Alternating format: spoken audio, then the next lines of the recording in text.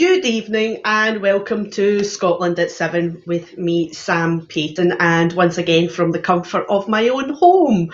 Apologies, tonight we were meant to have Kate Monahan on with us, and unfortunately her laptop has crashed and not allowing her to access onto the show this evening, and it seems to be one of those days all round because my printer decided not to work, so I am reading the script from my iPhone this evening. So this is going to be interesting, so bear with me and we will get through the news for you this evening. And first of all, as usual, we will start with the coronavirus update. As of 2 p.m. today, a total of 1,864,747 people in Scotland have been tested through the Scotland labs and the UK government regional testing centres since the start of the pandemic. Of these, 1,642,365 have been confirmed negative. 222,382 have tested positive. There are 221 new confirmed cases of COVID. Not everyone with the virus will display symptoms, and not all those with symptoms will be tested. There are 3 new reported deaths of people who have tested positive. The number of patients in Scotland who have died from complications caused by the coronavirus COVID-19 infection now stands at 7,633. This number only includes those who have died having received a positive test for the virus in the previous 28 days. Of the people who have tested positive, 133 were in hospital last night, 20 of whom were in intensive care.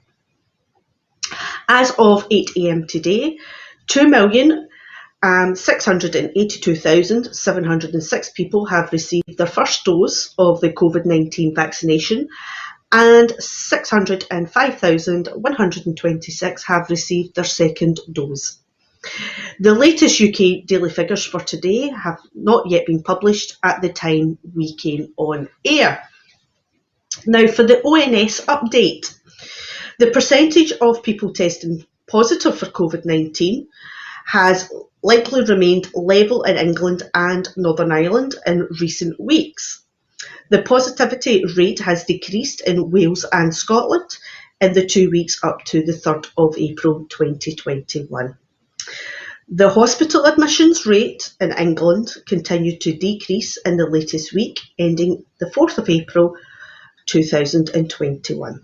The number of registered deaths involving COVID-19 in England and Wales decreased week ending the 2nd of April. Although the number of deaths registered in England and Wales was affected by the Good Friday bank holiday. The number of all deaths registered in England and Wales the week ending the 2nd of April 2021 was 8,201. Of these deaths, 4.9%, 400, mentioned COVID-19 on the death certificate, a decrease from the previous week. The total number of deaths registered was 19% lower than the 5-year average. The number of deaths registered in England and Wales was affected by the Good Friday bank holiday, and February 2021, COVID-19 was the leading cause of death in both England and Wales. And once again, all our thoughts and commiserations are with those family members and friends who have lost loved ones. Now, on to the next story regarding easing COVID restrictions have been accelerated. Travel within Scotland for outdoor socialising, recreation and exercise will be allowed from Friday the 16th of April. People must continue to stay local for other purposes such as non-essential shopping and public transport. Capacity will continue to be limited. Outdoor meetings in groups of up to 6 adults from up to 6 households will also be allowed from Friday. with under 12s not counting towards this limit. Socialising in homes is still not permitted. This easing of restrictions has been brought forward as data shows continued progress on vaccination against coronavirus COVID-19 and the suppression of the virus. Caution was urged by the First Minister to protect against the reinsurgence of the virus as the latest easing was confirmed. People should take care to plan ahead with journeys and follow the facts advice when out and about.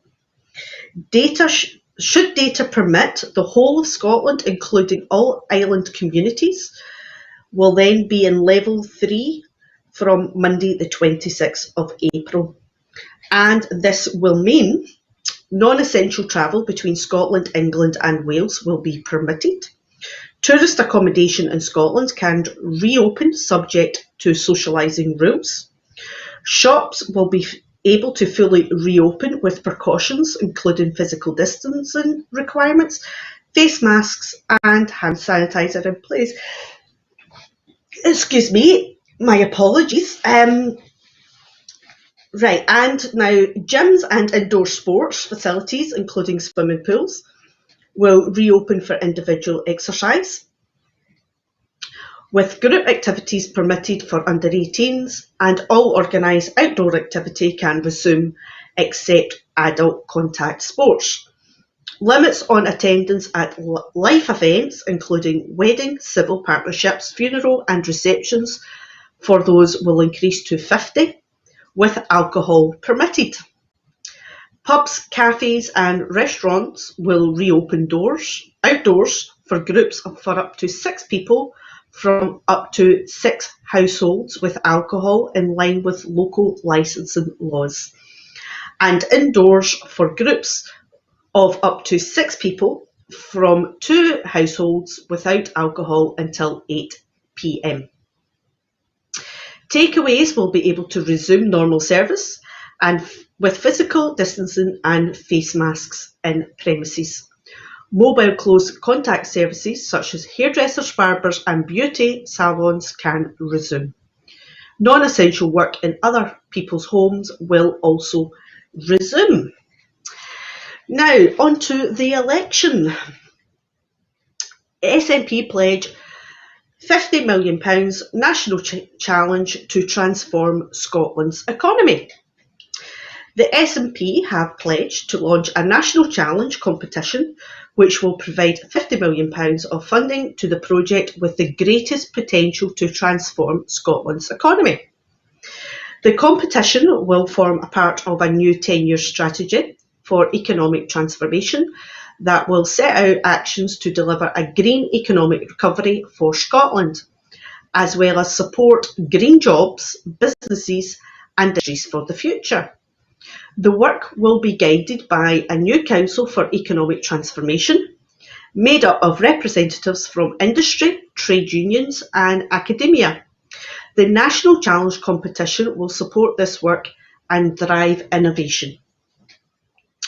And staying on the election, our next story is about the Greens' pledge to establish a Scottish Peace Centre. The Scottish Greens are set to reveal plans for a Scottish Centre for Peace in their manifesto for the upcoming Holyrood elections. The centre will be tasked with researching peaceful conflict resolution, as well as hosting international summits, talks and mediations, including peace negotiations between conflicting parties. Building on a model established in other countries, particularly Norway, the Scottish Centre would seek to contribute to building sustainable, lasting peace in conflict zones throughout the world. Ahead of the party's manifesto launch, Scottish Greens co-leader Lorna Slater said, "Armed conflict affects hundreds of millions of people across the world every day. Scotland may be far from the front lines, but we can and must contribute to solutions and play our part in creating lasting global peace. With a strong reputation for internationalism, Scotland is perfectly placed to establish a centre for peace, modelled on the success of similar programmes such as those run by our neighbours in Norway. In the Eyes of the World will fall on Glasgow for the COP26 Climate Summit later this year, set to be one of the most important meetings in human history. The Scottish Greens want to build a meaningful legacy from that moment and establish Scotland as a peaceful, progressive part of the international community. Whilst that will, of course, be so much easier to do with independence, the establishment of a peace centre is a first step we can and we should be taking now. And again, staying on the election, Scottish Women's Equality Party call for change in the rape law. The Scottish Women's Equality Party is calling for the law on sexual consent to be reformed. So it requires everyone involved in a sexual activity to have real and clear consent from another throughout. Leaders from Scotland's 5 main political parties have all said publicly that they will consider scrapping the not proven verdict, which is disproportionately used to acquit alleged perpetrators of rape. The Scottish Women's Equality Party is pushing all parties to go one step further and support a change in the law on sexual consent. The law in Scotland currently shows for the people, I will start that sentence again. The law in Scotland currently allows for people to engage in sexual activity with someone else if they have reasonable belief that they were given consent. This perpetrates harmful stereotypes about women bringing it on themselves and asking for it, and removes responsibility of actively seeking consent. Now, staying on the election again, SNP will tear down barriers to learning. The Deputy First Minister, John Swinney, has pledged to tear down barriers to learning as he unveiled a package of practical measures designed to reduce the cost of the school day. The Education Secretary confirmed that an NSP government will end the practice common in practical subjects such as SNP, I am getting everything confused, so I will start that story again, or that paragraph. The Education Secretary confirmed that the SNP government will end the practice common in practical subjects such as art and design, music. All right, sorry, I've just been told that the studio computer's just crashed, but I believe I'm still on there. So we are having lots of fun tonight, talking about things coming in 3. So the Education Secretary confirmed that SNP government will end the practice common in practical subjects such as art and design, music, home economics, hospitality and technology, of pupils being expected to pay fees for materials or provide their own. Mr Swinney also said that every pupil should be able to take part fully in school trips, including primary 7 residential trips and at least one optional secondary school trip. Children should not miss out simply because their parents cannot afford the cost, and an SNP government will therefore exempt less well-off families from the cost of trips and activities. He announced that the grants towards school uniform costs for poorer families will increase from the £100 minimum to £120 in primary school and £150 in secondary school. In future, this grant will be linked to inflation and reviewed to ensure it meets the real costs faced by families. The use of exclusive branded retailers, which often leads to higher costs for families, will be banned. The announcements complete a manifesto package to be unveiled later this week, aimed at reducing the cost of the school day, including free school breakfast and lunch for all primary school pupils, universal provision for an age-appropriate laptop, Chromebook or tablet for all school pupils, abolition of core curriculum charges such as materials, fees in practical subjects, increasing the school uniform grant and exempting poorer families from the cost of school trips. And we finally got to the end of that story, despite we were having quite a few technical issues there. And now for the next story, moving on to the ONS figures, a stark warning as Scottish exports are being hammered by Brexit. New figures released should be a stark warning to Scotland, according to SNP, as the damage caused by Boris Johnson's Brexit deal continues to be revealed. Figures published by the Office of National Statistics, the ONS, show that exports of goods from the EU have fallen by £2 billion since Boris Johnson's botched Brexit deal was agreed, confirming that the so-called teething problems of Brexit are here to stay.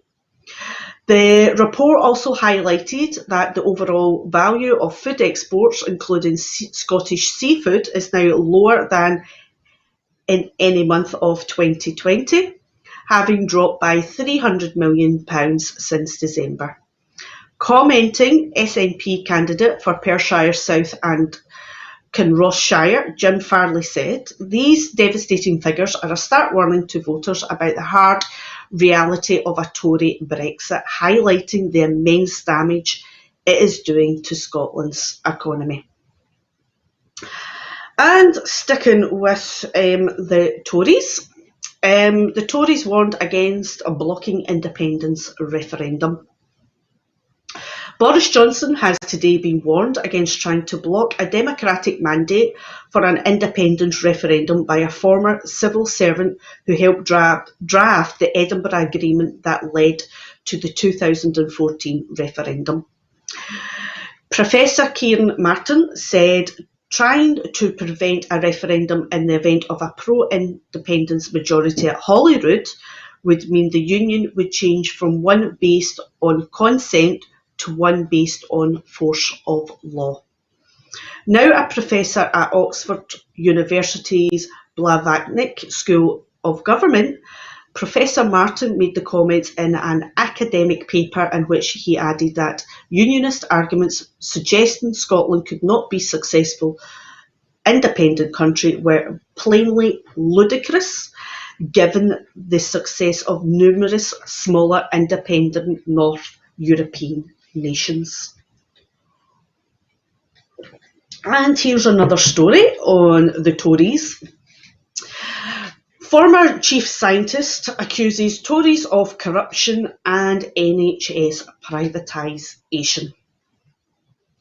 Boris Johnson's government has been accused of corruption, privatising the NHS in England by stealth, operating a chimocracy, and mishandling the pandemic and climate crisis by Sir David King, a former government chief scientist. In an interview with The Guardian, King said, "I'm extremely worried about the handling of the coronavirus pandemic, about the processes by which public money has been distributed to private sector companies without due process. It really smells of corruption." King contrasted the success of the vaccination programme carried out by the NHS with the failure of the government's test and trace operation, which has been contracted out to private companies. He accused the government of acting deliberately to carry out ideological aims of privatising the NHS. It is slipping through in the name of a pandemic, effectively to privatise the NHS by stealth. He said, "And I'm quite sure this has not been an accident. And I'm quite sure this has been the plan. There has been clarity in this process. The audacity has been amazing." And for our next story, Biden voices concerns to Putin about Russian military build-up. US President Joe Biden emphasised the United States' unwavering commitment to the Ukraine sovereignty and territorial integrity in a phone call with the Russian President Vladimir Putin today. and called on Russia to de-escalate tensions, the White House has said. Biden expressed concern about Russia's military build-up in the Crimea region of Ukraine and on the Ukraine's border, the White House said in a statement. It is said Biden also made clear that the United States will act firmly to defend its national interests and respond to Russia's actions, such as cyber instructions and election interference. Biden also proposed holding a summit with Putin and a third country in the coming months. And for our next story, over in Germany, the German Green Chancellor within party's reach. A Green Chancellor is still only an outside chance after the 26th of September federal election. But the party has grown into a formidable force that is just a few points behind Angela Merkel's Conservatives, who have ruled for 16 years. With the Conservatives at odds over who they want to replace Merkel, who is stepping down after the election, the Greens see a chance to win the Chancellery for the first time and to stamp their progressive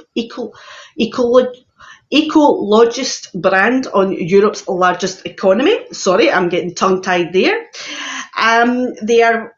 They are within reach of the chancellorship, according to a political scientist, Thorsten Fass. In a sign of how seriously they are taking their push for power, the Greens have agreed to name a single chancellor candidate for the first time since they formed 40 years ago. Previously, the party picked a leadership duo for elections, showing their commitment to gender equality, but also making it a tactic, a mission they had no chance of winning. Now co-leaders Annalena Baerbock, 40, a former national bronze medal winner on the trampoline, and Robert Habeck, 51, a children's author, will decide amongst themselves which of them will be the party's candidate and announce the news on April the 19th. And back to Scotland. The First Minister's Ramadan message. And this is the last story of this evening. The First Minister, Nicola Sturgeon, today gave a message to all in the Muslim community in Scotland and around the world, wishing them a very happy Ramadan. The First Minister said, Ramadan is the holiest month in the Islamic calendar, and it is a time which is traditionally observed through fasting, prayer and contemplation and spending time with friends and family. She said that recognise through that this year's Ramadan will be exceptionally difficult for so many and will be really tough not to be able to host people in your own home or visit friends and family. And Ms Sturgeon finished by saying, let me wish you all Ramadan Mubarak. And we also wish all our Ramadan Mubarak. And we also wish all our listeners who are celebrating Ramadan, Ramadan Mubarak. And that is us for this evening. And it's been an interesting show full of technical hitches from start to finish. But managed to get through with my trusty iPhone. So that was a bit different, reading from tiny writing, and I'm getting told that the studio's other computer is back up and running, and hopefully we can get Kate Monahan on the show another evening. In the meantime, thank you for joining us, and as always, we ask you to support us. You will see we have the details on the screen, and we ask if you could please subscribe to the studio for £5 a month, which is cheaper than the BBC TV licence, which I know a lot of people no longer pay. So please, please, please consider giving us £5 a month. If you can't afford the £5 a month, even just a small donation would be great. Or share the programme and spread the word. The other way we need help, once again, is volunteers, and we are also looking to grow, because the studio is actually growing, but we're looking to expand even further, especially with the elections coming up, and we have lots of other shows that are sitting on the sidelines, and we need people to help us. So again, details are on the screen. If you can help out by getting involved, volunteering, or as I say, helping with fundraising. And part of the fundraising is also to be able to afford to pay a couple of staff wages. So that's all from me this evening. And thank you for joining me. And all the best, and take care. Thank you. What distinguishes Broadcasting Scotland from a website or blog, apart from our brilliant programmes? Hi there, I'm Gordon Ross. Are the costs we face to enable us to produce those programmes. These costs are significant and ongoing. However, our facilities are able to do so much more if only we had the staff. In the last year, some of our supporters have cancelled their subscriptions. In one way, we would prefer it if it was because they didn't like us, rather than it being because of the financial pressures which we are all under because of COVID. The really positive outcome of our fundraiser is that at a time of economic challenge in Scotland, we will use your donations to create jobs and in a small way contribute to improving the Scottish economy. If you want us to be Scotland's independent broadcaster, able to provide an alternative mainstream television platform, then please support us. Scotland is going to be an independent country. Just imagine what we could do if we had even 1% of the BBC Scotland channel's budget. Imagine. And then please consider turning your imagination into reality. Please support us if you can afford it.